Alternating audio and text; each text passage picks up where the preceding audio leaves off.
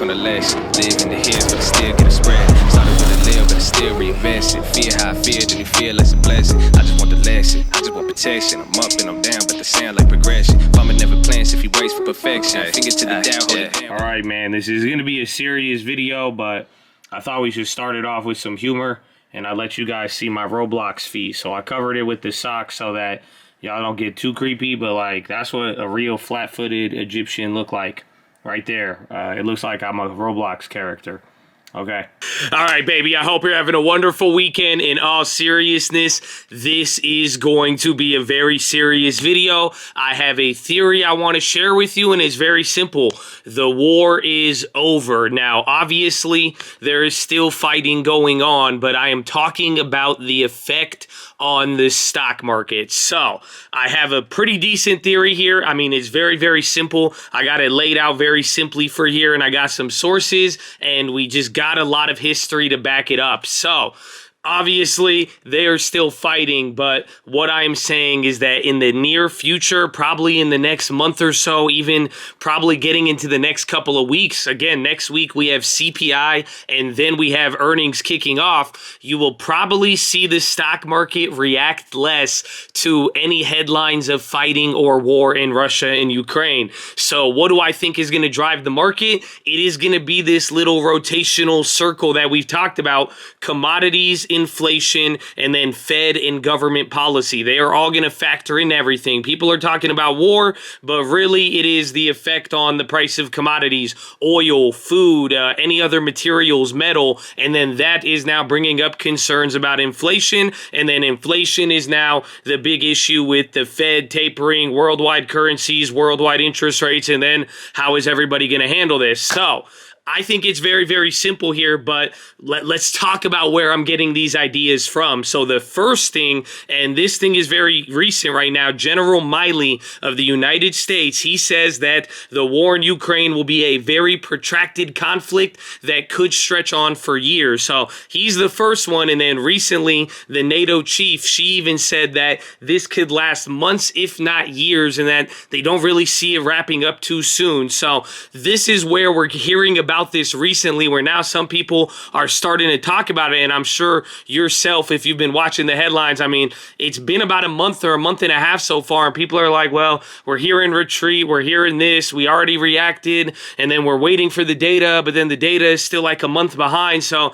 it's creating this very interesting dynamic, but I don't think it's out of the realm that little by little, and even, sooner than later, people are going to stop reacting. So this is the first thing here. We're getting to hear from General Milley, but now the second thing I want to look at, and that what this reminds me of, is March 2020. So if you guys remember the pandemic, I'm sure some of you guys found the channel then. A lot of people got into stocks. A lot of things were happening, but I mean, take a look at the chart. Up until February, the market was at all-time highs. By this point, people were freaking out in China. A lot was going on over there. Again, people were talking about travel bans, this and that. What could possibly happen? Then the market went down, even bounced up, and then we didn't go down until that announcement by Jerome Powell and the fact that we're going to have an emergency rate hike. Then the market plummeted, but take note here, this was only about a month of time, and before you know it, by April or even June, the stock market already came back up. And if you remember how the pandemic played out, after about a month and a half,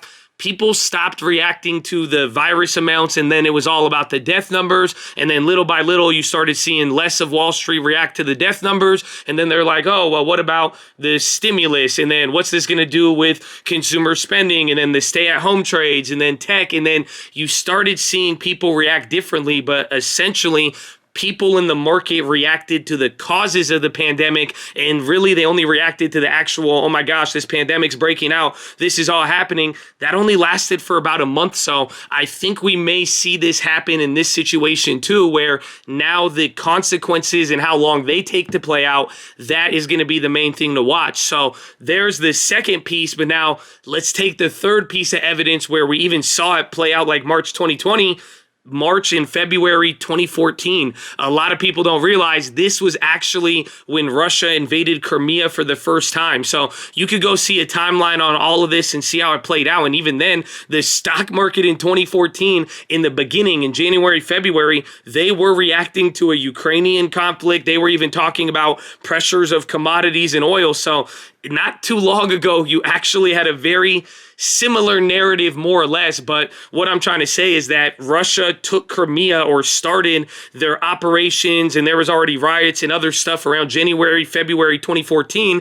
They did that around then, and then the stock market started shooting up all the way until like October, November 2014. Then volatility came back, but then the market was able to, ignore it and then get into everything else. So it did lead to a flash crash in 2015, and now this is where it kind of brings me to the conclusion of all of this.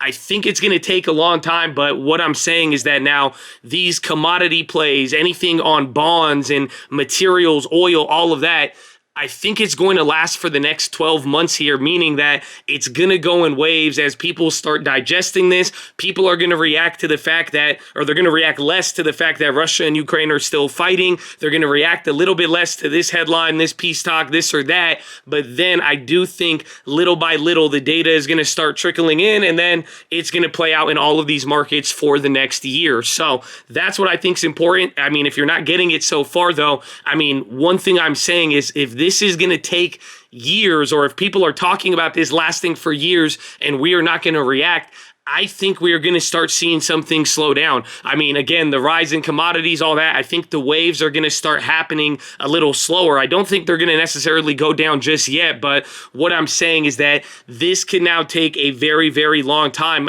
Essentially, the EU, they're not going to cut off even coal till around August. They're not even talking about getting rid of the energy and oil. We're already dumping half of our oil reserves right now, to see the effect and for things to kind of play out and see now really what's going on. It is going to take time. So this is good. Pretty much what 2014 and even 2015 and even 2020 has taught us is that we could pretty much operate in quarterly segments, meaning like every 3 to 6 months, we could expect some level of re-emerging volatility to one of these categories. And then I think that's just going to play out pretty much every 1 or 2 quarters. We're going to react. Some things might take over. And then depending on how all these things play out, I think the most important thing will ultimately be the Fed. They're going to signal if things are bad, or if they are going to support anything, they're going to come in again around 2014 or even 2013, 2014, leading into 2015. They did continue some more QE after the recovery from 08 and 2010. So it's an interesting history and dynamic. Obviously, we have different things going on. Again, inflation is the high point, but like I'm saying now, how the war affects inflation and the actual inflation is going to start being more important than the actual, you heard this facility got blown up or whatever. So that's my conclusion of all of this. And one thing to keep in mind, even with history here, and this is why